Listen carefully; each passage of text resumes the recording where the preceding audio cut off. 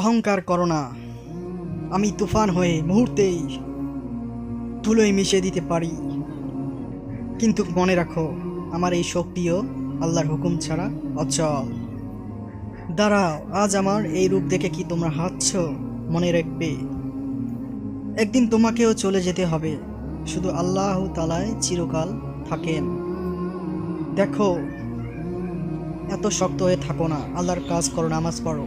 আমি বরফ হয়ে আল্লাহ তাআলার ভয়ে কাঁপি, তুমি কি নামাজ পড়ো না সামান্য একটু মানুষ হয়ে? আমি নদী, আল্লাহ তাআলা হুকুম পালন করায় আমার কাজ। আমি কখনো আল্লাহ তাআলার হুকুমের অবাধ্য হইনি।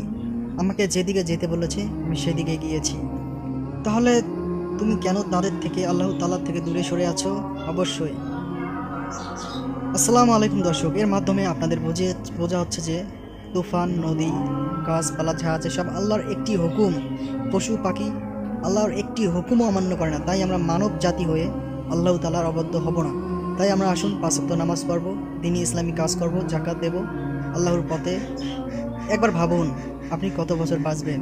সর্বোচ্চ 60 থেকে 80 বছর বা 90 বছর, এরপরে তো মৃত্যুবরণ করতে হবে।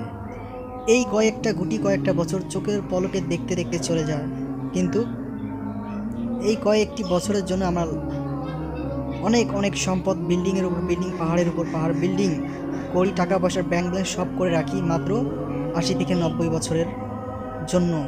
এই সীমিত সময় আমাদের কি দিবে? এবং টাকা পয়সা, সহায় সম্পদ যত করুন না কেন আপনার ছেলেমেয়ে ভোগ করবে, কিন্তু একটি নেকিও আপনার ছেলেমেয়ে আপনাকে দেবে না, কথাটা মনে রাখবেন। তাই আমরা আসুন মাত্র 60-90 বছরে বেঁচে থেকে সীমিত সময়ের জন্য, যদি আমাদের কোনো টাকা পয়সা হলো আমরা হয়ে থাকি, আমরা জাকাত দেই, হজ করি, জাকাত দেই, হজ করি, দান সদকা সব পালন করি, 5 ওয়াক্ত নামাজ পড়ি।